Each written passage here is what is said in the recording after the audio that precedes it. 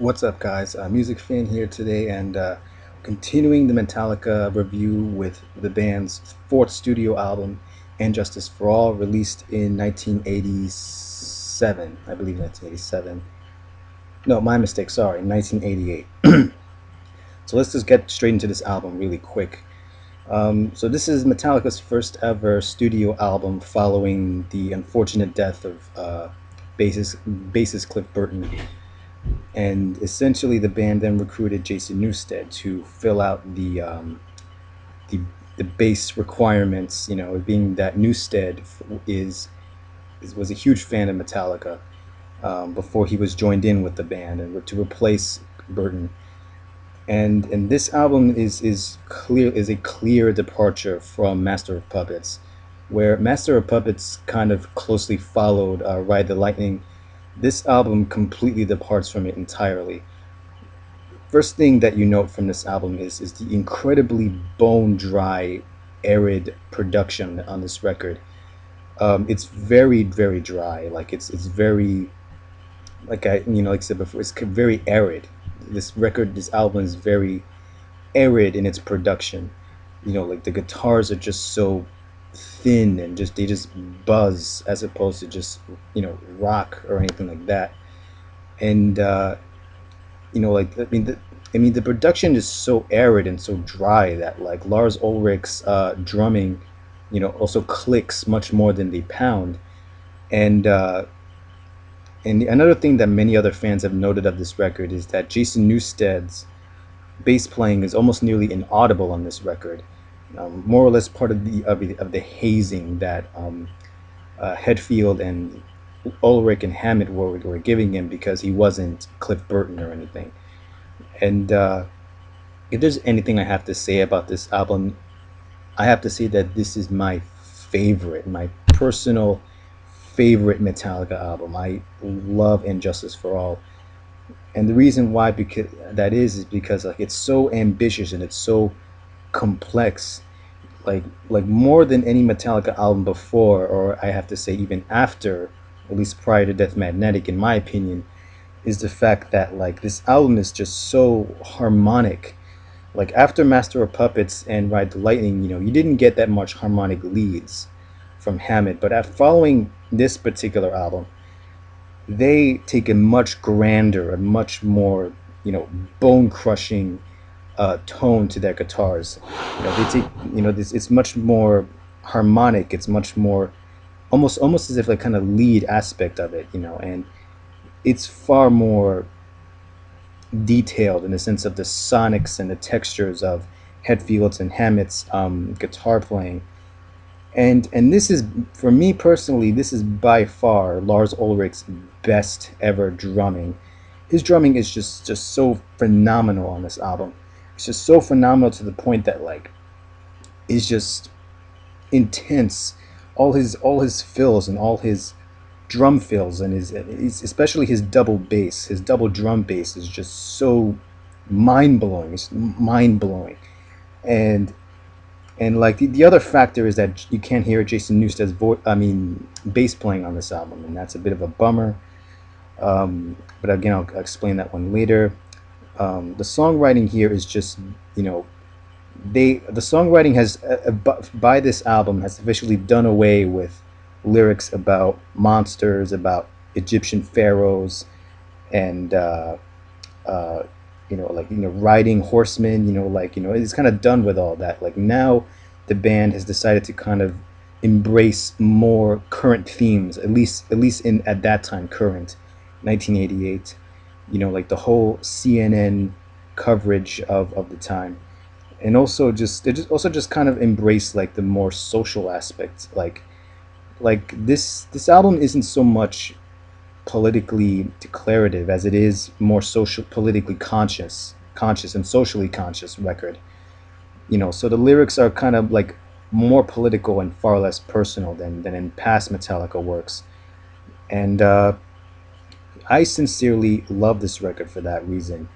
Also for the reason of the musicality. The musicality here is just so much more ferocious. It's so much more visceral. But unlike the past three Metallica albums, this one is just bigger. It's more epic. Like despite the arid dry production, this album is kind of given this really much more tougher, visceral feel to it. Also, James Hetfield too. Hetfield's voice is just much more rugged. It's much more hard and dirty and more more like more grittier, and you definitely get that this very harsh gritty feel with this album. But also like the harmonic leads, the progressive harmonic leads also kind of makes this album probably the first ever prog thrash album in the thrash metal genre. And it's just so ambitious, it's so big and ambitious, and I love this album. I love and Justice for All. It's just so awesome, so mind blowing. The guitar, Lars Ulrich's drumming. The one missing ingredient has to be Jason Newstead's bass. Because of the hazing on him. But again, I'll rant about that later. Let's get to the track by track review really quick. So, first song, Blackened. This is such a fantastic song. It's a fantastic opener. Um, has like the backwards lead with the guitars like played backwards to kind of give this really tough, almost disjointed feel. And the song itself, I love this song. I love this song. It's just so hard hitting and so like fast paced. Not nearly as fast paced as Kill 'Em All or Ride the Lightning, but it really takes that sensibility and just kind of like progresses it to a whole nother level.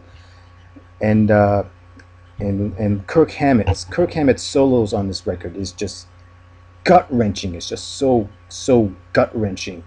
This is not only the apex of Lars Ulrich's drumming for me, but it's also the apex, at least for a time for me, of Kirk Hammett's soloing. His soloing reaches a fever pitch on this record, and it's just awesome. It's just phenomenal. Second song is the title track, and Justice for All. Another thing to note of this is that, like this song, like many other songs here, they clock at a much longer time, like between 8 or 9 minutes or seven.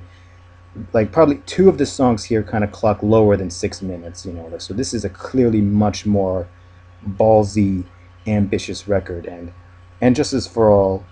Uh, this is a super fantastic song for me. I definitely love it.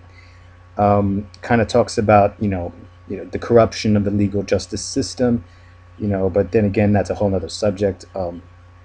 Eye of the Beholder, like Kirk Hammett's solo, that all that defines this song for me. Like it's like I say, it's very gut stabbing and just gut wrenching out of your stomach. It's just that good, and this is of course his apex in his guitar soloing.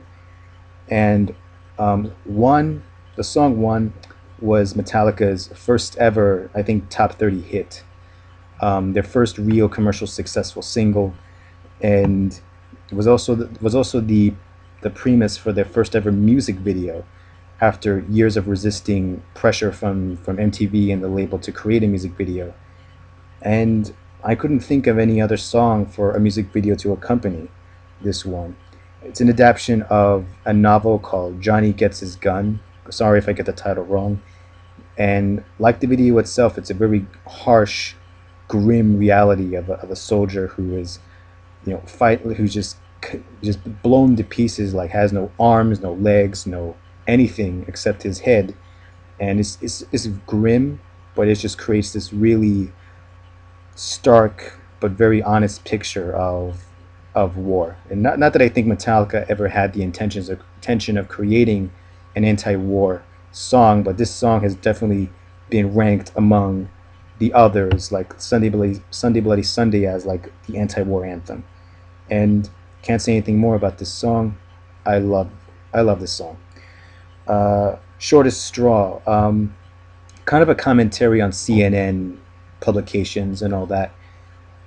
And like another fantastic song here too. Like, I mean, Lars's drumming, his bass snare, and of course Kirk Hammett's guitar solos. Epic, simply epic. Harvester of Sorrow. Um, Harvester of Sorrow is another pretty good song. I would definitely love this particular song also too.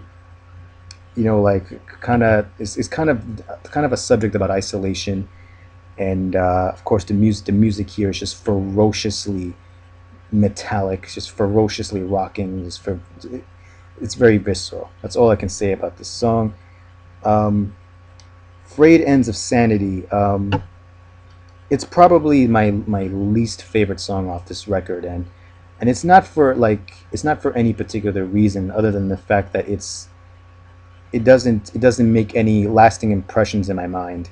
Like I do take note of the awesome performance in this record. Like the way the band performed together on this song. Like as with the rest of the album, just bone chilling and just bone shattering performance here. But it's just I don't know. For some reason, it just doesn't make any lasting impression with me as the other songs. So yeah, Frayed Ends of Sanity is my least favorite song of this record, but it's still an awesome song. Um, to Live is to Die. This is probably the most notable track on this record, in the sense that like it has the compositional of this foundation of this song is by Cliff Burton. And even though none of his other original compositions are not included here, there is like a bit of a spoken word, or at least the last part of the spoken word of this album, that is clearly from Cliff Burton. And this is for me, it's a very fitting eulogy to the late bass player, and it's such a fitting tribute to him. So it's probably the most moving song off this record, and can't really say anything more. It's just very symphonic. It's very moving, and yeah, it's pretty great tribute to Cliff Burton. And the last song, Dyer's Eye. I cannot think of any other song to end this record on than Dyer's Eye. I adore, the part, where, their James and Kirk's, performance, like their guitar playing on this song is just ferociously intense, and it's just so awesome, just so ferociously intense for me, that like this song lyrically is also like a rant of James Hetfield to his parents about their isolation of him from the world, and his anger at his isolation. And this song is just in it's just so probably like the rest of the songs of this album. It is aggressive. It is very in your face, and it's just so fast and so speedy. This is probably Metallica's most technical album than all the other albums, and it's like for reasons of this why I love this album. It's my favorite Metallica album. I think the only other album that matches this album for me is probably the S&M collaboration, but I'll get to that when I get to that album. But it's getting late, so let me do this quick. 4-point grading system for this album. Music originality, fantastic music originality, fantastic, immensely great music originality. They didn't try to repeat Master or Lightning. They charted themselves for a new territory. The music here is just so bone-chilling, arid, dry, tough, very viscerally aggressive, very very in your face, and but also it's home to probably the most progressive lead guitar and progressive rhythm guitar harmonies you will ever hear in a Metallica record, ever. And it's just fantastic music originality. 5 out of 5 points for originality.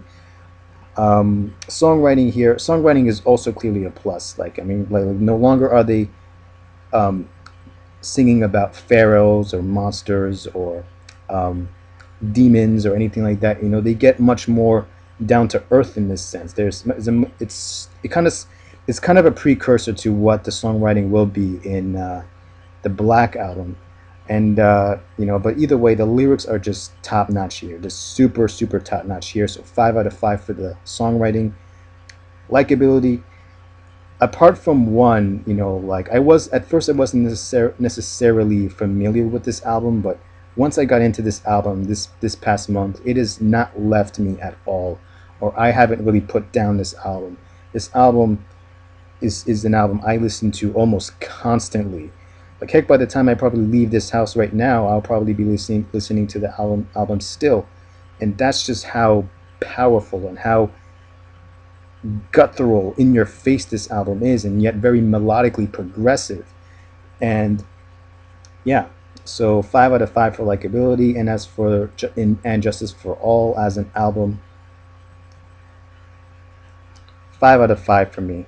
The only real detracting point is the hazing of Jason Newstead and his inaudible bass line, which really gets to me because, like, I mean, it was said that Jason Newsted's bass playing was played very in conjunction with James Lars and Kirk Hammett, like, but I personally don't buy that. Like, the band really hazed Jason Newsted because he wasn't Cliff Burton, and they decided to take all their grief out on him, for the next 15, I don't know, 15, 20 years. I can't remember the number.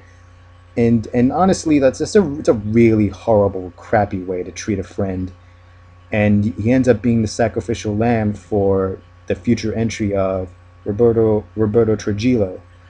And and seriously, like, I mean, I think it's a really bad way of them treating a friend like that, like, so that's on the three other members, especially Lars and James, like, so the lack of bass playing on this record is just really gets to me, like, which, by the way, there is a online version, a fan made version of this record called "And Justice for Jason," which includes like a fan performing the bass lines that over the music of this record. It's online somewhere.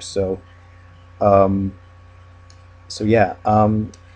But anyways, 5 out of 5 for Injustice for All. This is my favorite Metallica album, other than the S&M album, but I'll get to that one later.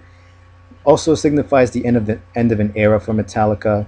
After this, they're gonna scale back their progressive pursuits and be more straightforward, more streamlined, and more catchy. Like with the next Black album.